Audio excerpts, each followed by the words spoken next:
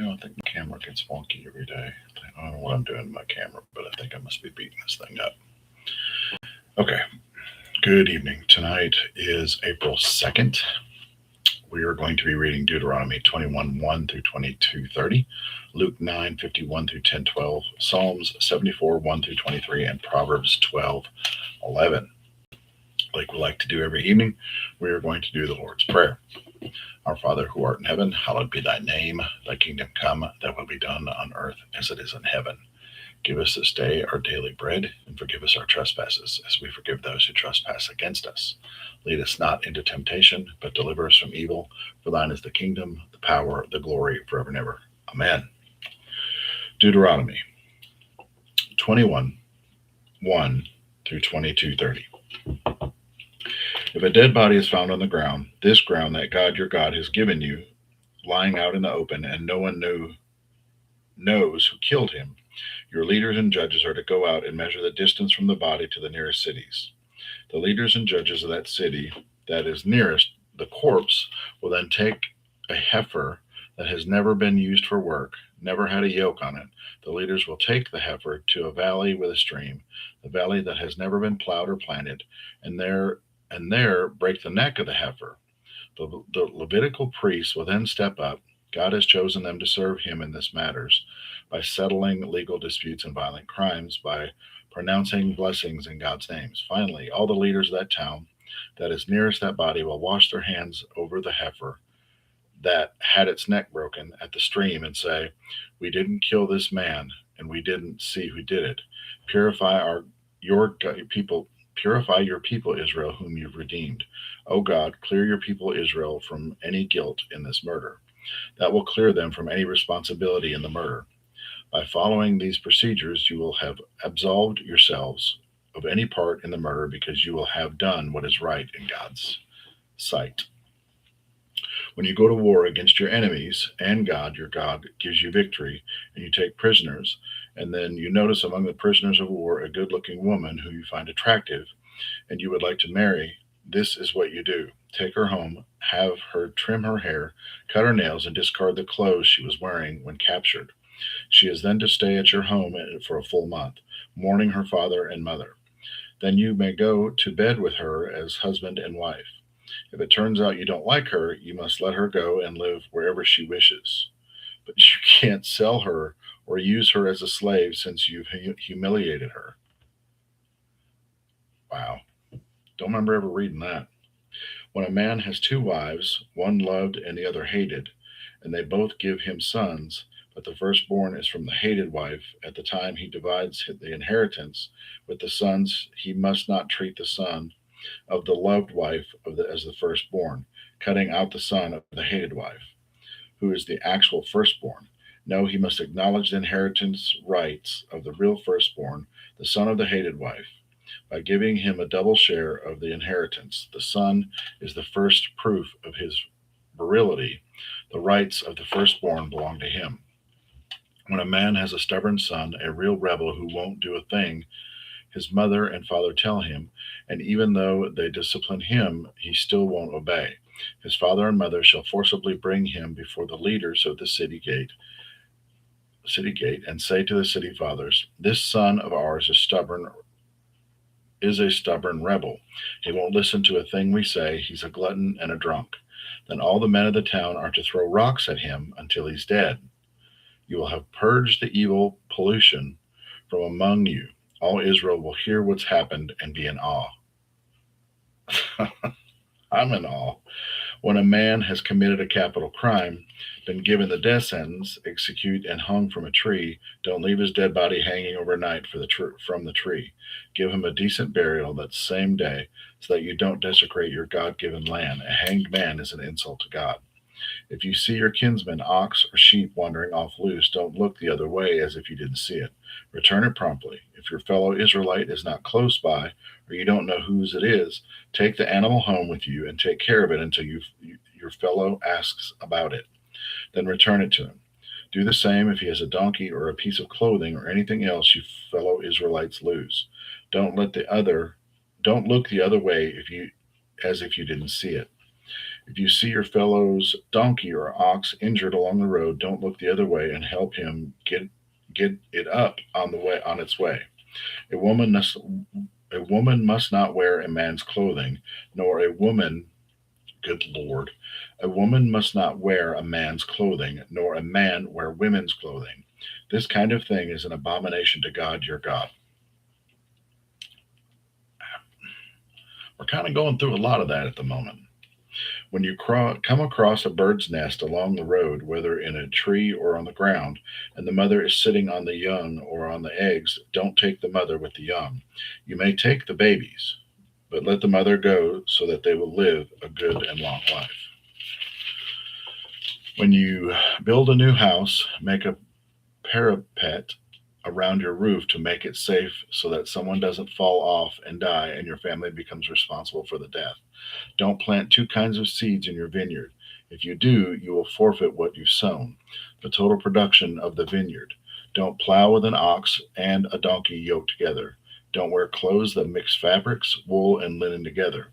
Make tassels on the four corners of the cloak you use to cover yourself.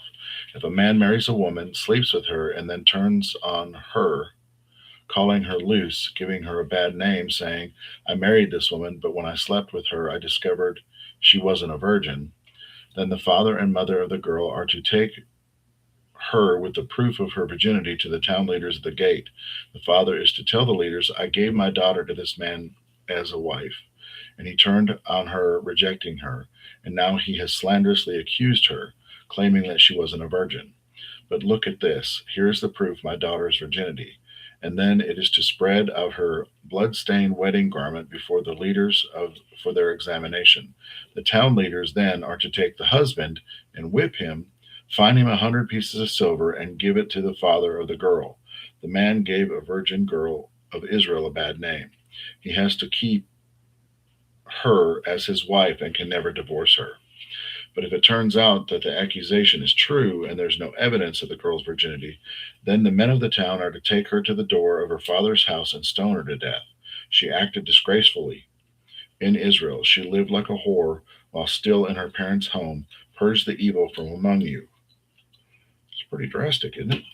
If a man is found sleeping with another man's wife, both must die. Purge that evil from Israel. If a man comes upon a virgin in a town, a girl who is engaged to another man, and sleeps with her, take both of them to the town gate and stone them until they die. The girl because she didn't yell out for help in the town of the man because he raped her, violating the fiance of his neighbor. You must purge the evil from among you. But if it was out in the country that the man found the engaged girl and grabbed her and raped her, only the man is to die. The man who raped her don't do anything to the girl. She did nothing wrong. This is a similar case of a man who comes across his neighbor out in the country and murders him.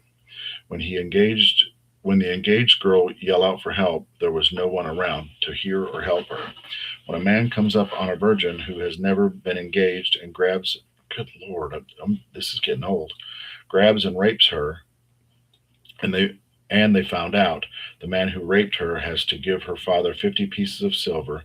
He has to marry her because he took advantage of her, and he can never divorce her. A man may never a man may never a man may not marry his father's ex-wife. That would violate his father's rights. Yo, this was a lot.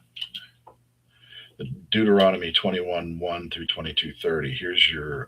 This is your breakdown. Deuteronomy, it says, God lays out the laws for justice, responsibility, and purity in everyday life. If no one knows who committed a crime, the community still takes responsibility. No ignoring sin. Family structure matters, honoring parents, proper mourning, and inheritance rules. Moral boundaries are clear, especially around sexual integrity and relationship. God cares about order, accountability, and doing what is right, even when it is inconvenient or uncomfortable. That was a lot, and I really hope we don't get into more of that. I apologize. But it is part of the laws, and I totally get it. Luke 9:51 through 10:12. When it came close to the time for his ascension, he, Jesus, gathered up his courage and steeled himself for the journey to Jerusalem. He sent messengers on ahead. They came to some Samaritan village to make arrangements for his hospitality. But when the Samaritans learned that his destination was Jerusalem, they refused hospitality. When the disciples came and John learned of it, they said, Master, do you want us to call a bolt of lightning down out of the sky and incinerate them? Jesus turned on them, Of course not. And they traveled on to another village. On the road, someone asked if he could go along. I'll go with you wherever, he said. Jesus was curt. Are you ready to rough it? You're not staying in the best inns, you know. Jesus said to another, Follow me. And he said, Certainly, but first excuse me for a couple of days, please. I have to make arrangements for my father's funeral. Jesus refused. First things first. Your business is life, not death. And life is urgent. Announce God's kingdom. Then another said, I'm ready to follow you, Master, but first excuse me while I get things straightened out at my home. Jesus says, No procrastination, no backward looks. You can't put God's kingdom off until tomorrow. Seize the day. Later, the Master selected 70 and sent them ahead of him in pairs to every town and place where he intended to go. He gave them this charge: What a huge harvest, and how few the harvest hands. So on your knees, ask the God of the harvest to send harvest hands. On your way, be careful. This is hazardous work. You're like lambs in a wolf pack. Travel light, comb and toothbrush, and no extra luggage. Don't loiter and make small talk with anyone you meet along the way. When you enter a home, greet the family peace. If your greeting is received, then it is a good place to stay. But if it's not received, take it back and get out. Don't impose yourself. Stay at one home, taking your meals there, for a worker deserves 3 square meals. Don't move from house to house looking for the best cook in town. When you enter a town and you are received, eat what they set in front of before you. Heal anyone who is sick and tell them God's kingdom is right on your doorstep. When you enter a town and they are not received, go out in the street and say, The only thing we got from you is the dirt on your feet, and we're giving it back. Did any of you did did you have any idea that God's kingdom was right on your doorstep? Sodom will have it better on judgment day than the town that rejects you. Luke 9:51 through 10:12 says Jesus is locked in on his mission. Set he set face forward Jerusalem. He's committed, no distractions. Following Jesus requires full commitment. No excuses, no half in. That was me for a very long time, up until maybe 3 to 6 months ago. Probably not even that long, maybe 3 months ago, 4 months ago, to be brutally honest. Wow, that's hard to say out loud, even. He sends out 72 disciples, and they go in faith, relying on God bringing peace. Some will reject the message, and that's okay. Stay focused on your calling. Not everyone will receive you, but obedience is approval, is less than approval, excuse me. Psalm 74, 1 through 23. You walked off and left us and never looked back. God, how could you do that? You were out very, good Lord, let's start over. Psalm 74, 1 through 23. You walked off and left us and never looked back. God, how could you do that? We're your very own sheep. Wasn't that hard? How can you stop off in anger? Refresh your memory of us. Bought us a long time ago. Your most precious tribe, you paid a good price for us. Your very own Mount Zion. You actually lived here once. Come and visit the site of disaster. See how they've wrecked the sanctuary. While your people were at worship, your enemies barged in, brawling and scrawling graffiti. They set fire to the porch, axes swinging. They chopped up the woodwork, beat down the doors with sledgehammers, then split them into kindling. They burned your holy place to the ground, violated the place of worship. They said to themselves, We'll wipe them out, and burn down all the places of worship. There's not a sign or symbol of God in sight, not anyone to speak his name. No one has no one who knows what no one knows what's going on. How long, God, will barbarians blaspheme, enemies curse and get by with it? Why don't you do something? How long are you going to sit there with your hands folded in your lap? God is my king from the very start. He works salvation in the womb of the earth. With one blow you split the sea in two. You made mincemeat of the dragon Tannin. You lopped off their heads of Leviathan. They served them up in stew for the animals. When your finger With your finger you opened up springs and creeks and dried up the wild floodgates. You own the day, you own the night, you put stars and sun in place. You laid out the four corners of earth, shaped the season of summer and winter. Mark and remember God all the enemy. Taunts each idiot desecration. Don't throw your lambs to the wolves. After all we've been through, don't forget us. Remember your promises. The city is in darkness and countryside violent. Don't leave the victims to rot in the street. Make them a choir that sings your praises. On your feet, O God, stand up for yourselves. Do you hear what they're saying about you? All the vile obscenities. Don't tune out their malicious filth, the brawling incentive that never lets up. Breakdown of Psalms 74, 1 through 23 is a raw cry when everything feels lost. The temple is destroyed. It feels like God has abandoned them. But they remember God's past power. He's still the king. They ask God to step in and defend his people. Even when life looks wrecked, don't forget who God has always been. Faith remembers when feelings forget. Glad I did the breakdown because Psalms, it loses me sometimes. Proverbs 12:11.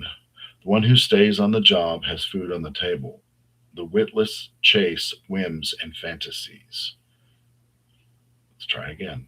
The one who stays on the job has food on the table. The witless chase whims and fancies. The breakdown of Proverbs 12:11 says, those who work their land will have abundant food.